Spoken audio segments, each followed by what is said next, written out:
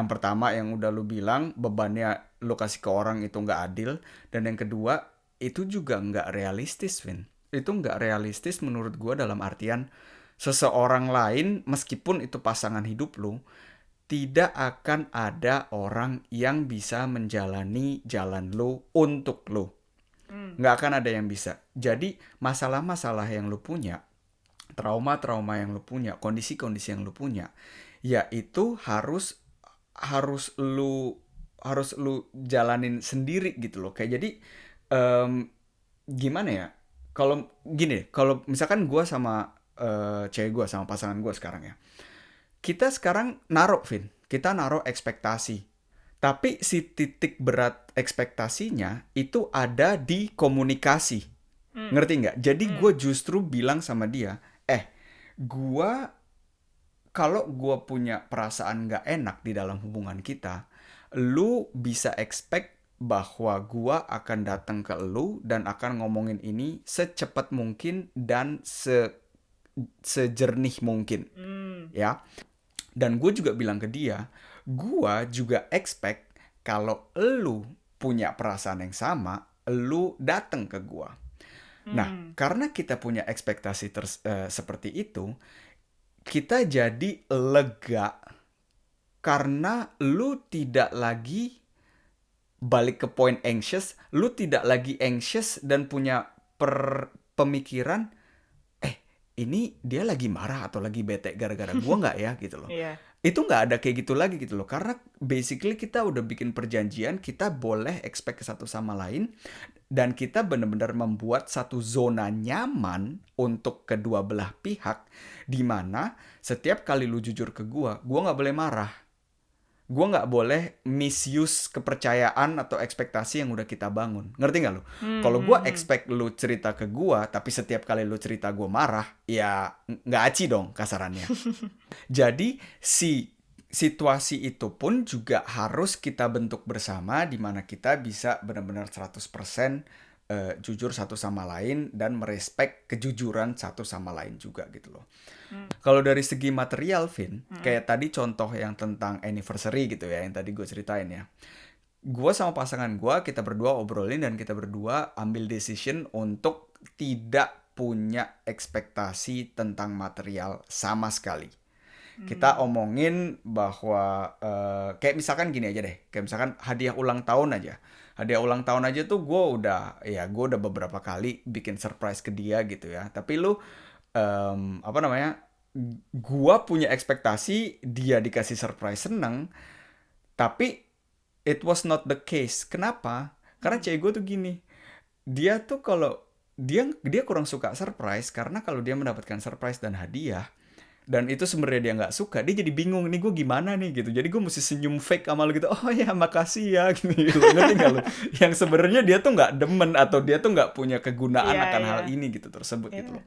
Nah, karena gue juga gue mengatasnamakan Indonesia ya. Karena kan di Indo kan normal banget ya. Lu kayak setiap tahun lu mesti bikin surprise yang bikin cewek lu wow gitu kan. Iya. Nah, itu dan itu gue juga pertamanya gue nggak setuju dengan kita bilang kita nggak expect apa-apa dari satu sama lain tentang material gitu karena Hmm. dia mengambil kesempatan gue untuk memberikan surprise ke dia gitu kan. Hmm. Ternyata setelah berjalannya waktu gue ngerasa oh itu baik juga buat gue gitu loh. Jadi Hmm. kasarannya kalau gue pengen bikin surprise ya gue tetap bisa bikin surprise tapi gue nggak boleh expect dia akan enjoy dengan surprise gua gitu Hmm. loh. Hmm. Sama kebalikannya, kalau karena kita udah bilang nggak ada ekspektasi, jadi gue juga nggak ada pressure setiap tahun untuk mikirin apa nih yang mesti gue kasih ke dia, apa nih yang mesti gue siapin gitu loh buat buat melakukan sesuatu yang lebih dari tahun lalu gitu misalnya. Hmm. Hmm. Dan buat teman-teman yang ngedengerin, gua nggak bilang di sini bahwa hubungan gua optimal atau inilah cara yang benar atau apa gitu ya. Itu enggak gitu loh. Gue percaya juga setiap orang mesti cari caranya sendiri gitu ya. Apa yang optimal, gimana cara mereka berhubungan dan kawan-kawan lainnya. Tapi all that I can say is it works for us dan mungkin itu worth it buat dilihat dari intinya gitu ya tentang Hmm. komunikasi atau tentang pembicaraan tentang ekspektasi ini dan mungkin ini juga bisa diimplementasi di hubungan kalian. Tapi nih Bay, sekarang gua muncul satu pertanyaan juga ya. Kayak Hmm. misalkan lu expect sesuatu ya. Apakah Hmm. satu ekspektasi itu akan berakhir? Maksud gua jadi apakah ekspektasi itu hanya satu kali saja atau itu akan Hmm. muncul terus, muncul terus, muncul terus gitu loh. Dan Ya, ya, ya. apakah pasangan lu itu juga bisa fulfill semua ekspektasi lu?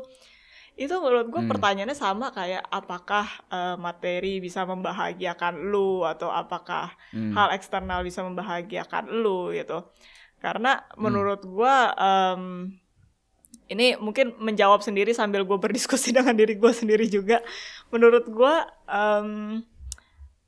itu ya sama halnya dengan kayak materi tidak bisa memuaskan lu ya, sama juga kayak pasangan lu yang tadi gue bilang tidak bisa memperbaiki lu gitu loh, baik. Karena di saat Hmm. lu masih terluka atau lu punya trauma yang tidak hilang di dalam diri lu dan lu tidak menggalinya atau trace back ke pengalaman masa lalu lu, ke orang-orang terdekat lu kayak keluarga lu dan teman-teman dan lain-lain, pasangan lu Hmm. menurut gua nggak akan bisa fulfill semua ekspektasi lu sih, apalagi terutama kalau lu juga tidak mengkomunikasikan apa yang terjadi di dalam diri lu gitu Hmm. kan. Karena ya again, satu orang itu hanya bisa merubah dirinya sendiri gitu. Lu nggak Hmm. bisa expect orang yang misalkan gue udah berumur 30 tahun kayak gini, lu nggak bisa expect kayak gue nggak bisa expect pasangan gue tahu 30 tahun cerita hidup gue sedetail-detailnya kan. Yang tahu ya Hmm. cuma gue sendiri gitu. Jadi menurut gue itu kalau lu expect ya nggak ada habisnya juga sih. Kalau satu hal udah terpenuhi ya ntar lu akan minta lagi karena kekosongan itu ya tidak pernah terisi sampai lu mencoba melihat kekosongan itu sendiri dengan mata kepala lu Hmm. dan hati lu sendiri gitu sih. Iya, itu gue setuju sama lu kalau kita ngelihat ekspektasi atau pertanyaannya apakah ekspektasi bisa terpenuhi atau enggak tentang mengisi kekosongan di dalam diri ya. Itu gue setuju banget sama lu. Perspektif lain tentang ekspektasi bisa dipenuhi atau enggak, kalau menurut gue jawabannya enggak, Vin. Hmm. Karena begitu lu punya ekspektasi, taruh kita ambil contoh yang lain tentang material misalnya gitu ya. Hmm. Nah, terus ekspektasi itu terpenuhi, itu kan menyebabkan apa yang lu percayai itu dibestetigen, itu Hmm. diberikan gitu kan. Nah, itu yang akan menyebabkan mungkin next time gue dapet yang lebih gede lagi.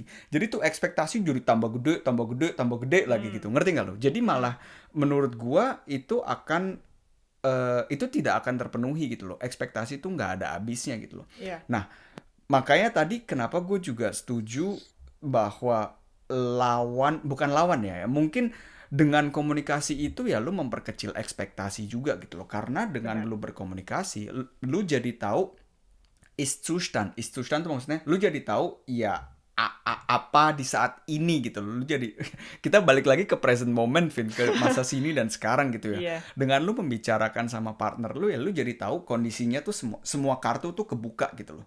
Dengan semua kartu kebuka ya ya udah gitu loh. Gua nggak expect apa-apa. Dan poin menurut gue di mana lu tidak punya ekspektasi lagi itu adalah momen yang indah karena lu tidak lagi ada di zona waktu dan lu tidak lagi berharap sesuatu di masa depan, tapi lu menyibukkan diri lu atau menaruh fokus lu di masa kini dan sekarang. Wah, Hmm. present moment lagi Vin jawabannya. Emang Ya, ya, semuanya ya, ya, balik ke ya. mindfulness practice ya.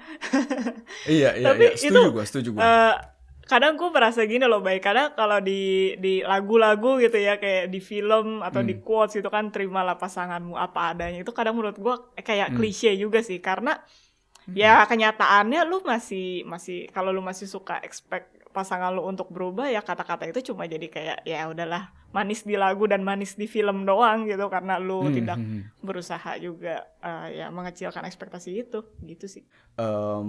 Itu yang menurut gua kalau kita pertanyaannya adalah ekspektasi itu jadi baik atau enggak gitu misalnya gitu ya. Hmm. Ya kalau di mata gua sih ekspektasi itu enggak baik buat kedua belah pihak gitu loh. Karena Hmm. satu, kalau kita summarize apa yang udah kita omongin, dari sisi kitanya ya kita jadi berpotensi untuk kecewa karena apa namanya karena ekspektasi kita tidak dipenuhi. Ya dari sisi lainnya ya buat pasangan kita itu juga nggak adil aja gitu loh, tiba-tiba yang tadi lu bilang gitu, tiba-tiba ada Iya, beban 30 iya, tahun sebelum kita masuk ke hubungan ini, tiba-tiba ada di beban si pasangan gitu kan, juga nggak adil gitu. Itu sih iya. menurut gua. Iya, karena ya itu again lagi lah kalau sekalinya lo expect tapi lo komunikasikan itu mungkin ya better sih, dan dengan begitu kan lo Hmm, juga mengenal pasangan lo dan apa yang dia inginkan di hidupnya, lo tahu value-nya dia hmm, kan. Dan gue sih ya, kalau misalkan soal ekspektasi ini atau soal hubungan ya itu gue selalu ingat si Jay Shetty sih, dia selalu bilang jangan hmm, bawa kalau lu punya baggage sangat berat di hidup lu jangan bawa itu ke hubungan lu, atau mungkin lu ya better lu nggak usah memulai suatu hubungan gitu kan. Apalagi kalau hmm, lu hmm, hmm, ketemu orang yang baggage-nya juga besar, jadi sama-sama punya luka mendalam gitu. Nah ketemu saling hmm, expect, nah udah deh. Itu ntar ya banyak pertengkaran or disagreement gitu. hmm, hmm, hmm. Ya.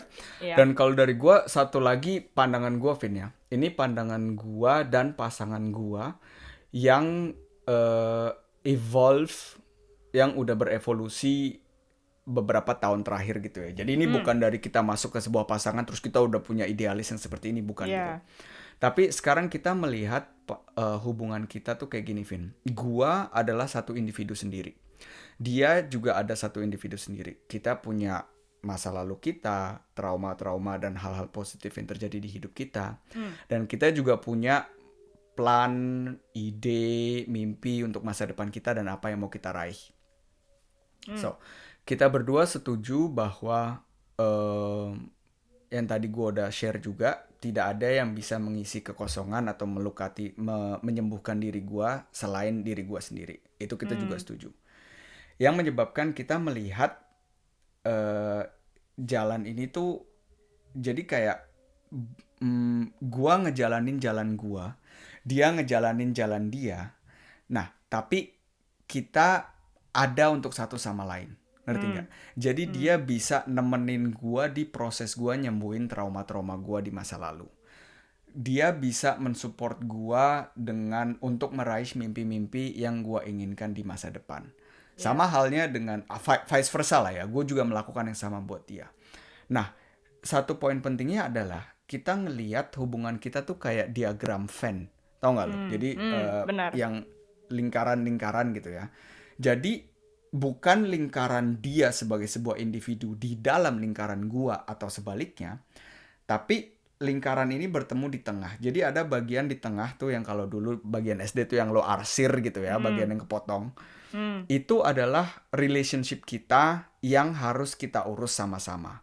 Itu adalah misalkan temanya ngomongin misalnya nih ya, kalau udah berkeluarga tuh, oke, kita mau ngedidik anak kita dengan sistem seperti apa. Iya. Itu kan udah bukan mimpi gue pribadi, tapi itu mimpi gue yang ada urusannya sama dia gitu kan. Atau kalau misalkan as simple as kita mau tinggal di daerah mana misalnya gitu ya. Kayak misalkan gue lahir di Jakarta ya, gue tendensinya gue pengen di kota gede gitu misalnya. Nah dia tapi lebih pengen misalnya di natur atau di dekat alam gitu. Karena ini ada hubungannya dengan satu sama lain, nah itu masuk ke bagian tengah-tengah yang diarsir tadi gitu loh, yang menyebabkan ya kita harus double up the communication untuk tahu apa erwartung lu, apa ekspektasi lu, apa hal-hal yang lu inginkan. Iya.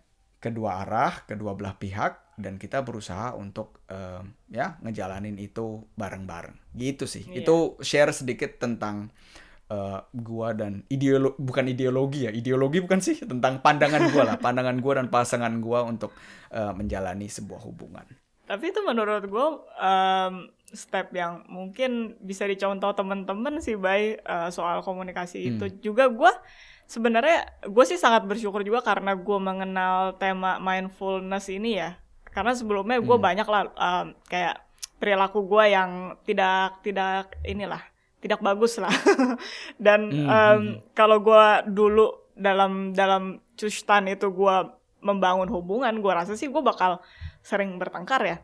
Tapi di hubungan gue yang sekarang ini gue juga mencoba untuk sangat terbuka sih, Bay, sama pasangan gue. Jadi gue juga bilang gitu kalau misalkan gue lagi bad mood gitu, itu biasanya gue ke-trigger sama satu hal gitu. Dan itu gue kasih tahu halnya apa gitu. Nah makanya jangan, maksudnya pasangan gue juga tahu gitu kalau misalkan kayak gue lagi bad mood ya berarti ini kayaknya ya ke-trigger sama ini ya, saling terbuka dan transparan aja lah.